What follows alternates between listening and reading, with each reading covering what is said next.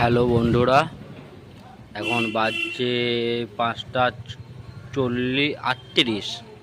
তো বন্ধুরা, আমি এসে গেছি কাজের জায়গায় এসে গেছি আমি। দেখুন, ধীরেন স্টোর। তো বন্ধুরা, দাদা এখনও আসেনি। তো আমি এসে গেছি একটু আগেই। তাই দেখো, আমি আমি মানে আসার সময় একটা কুরকুরে লয়, আলু চিপস, যাই হোক দেখাচ্ছি তোমাদেরকে জিনিসটা। এই যে মালটা আসলে এইটা দেখো।